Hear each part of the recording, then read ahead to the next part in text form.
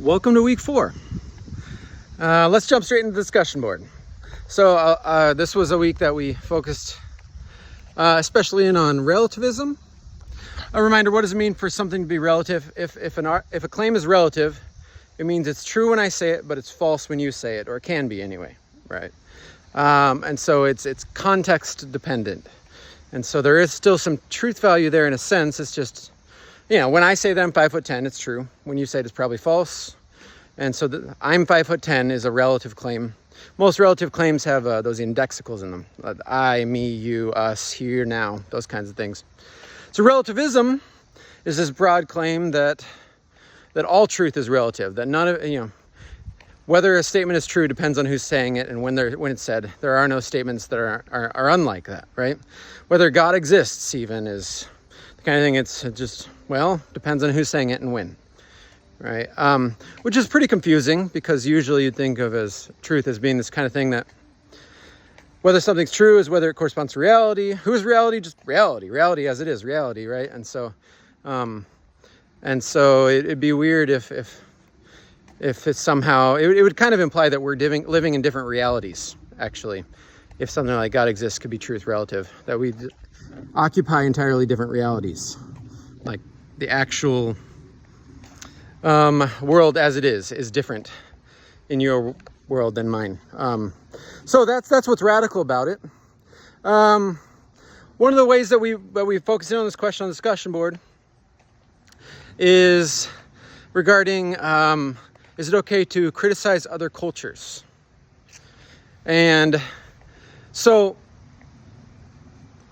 most of you thought that it is not okay to criticize other cultures. Some of you had kind of a moderated view.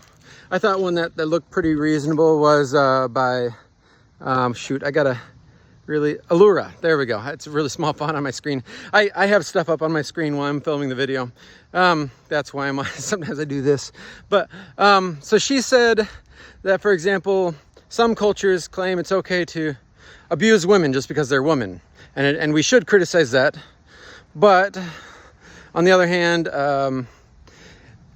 we shouldn't criticize other cultures for how they eat, whether they use their hands, whether they have head coverings.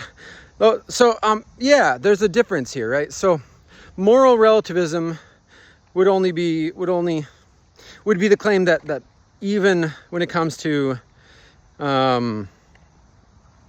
with all of the, is it okay to murder people for the fun of it? If your culture approves of it, yes, it's okay, is what moral relativism would say. And so that's what makes it so radical. And the type of relativism we discussed this week, a very broad relativism, it would include morality and much more, right? But you don't have to be like a relativist of this sort to say, different cultures are okay for different people. These are just different ways of, this is just etiquette, right? Etiquette changes from different parts of the world, and that's okay, right? So you can say it's okay. We shouldn't criticize, what people eat, and you don't have to go straight to moral relativism to explain why. But anyway, that's mostly what I wanted to clarify. Relativism is a very strong claim, and we looked at several problems with it. And humor, as you saw in the book, is opposed to it, as are like 99% of philosophers.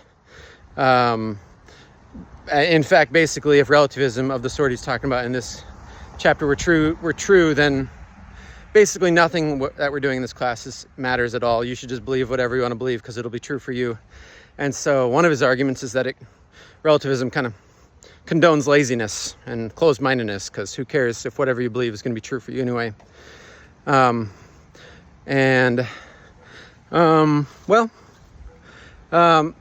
kind of what's at stake. But I won't rehash everything we learned last week. Let's keep going, and hopefully you are kind of getting in the groove. We're going to kind of maintain a similar rhythm from here, with a couple of weeks as exceptions.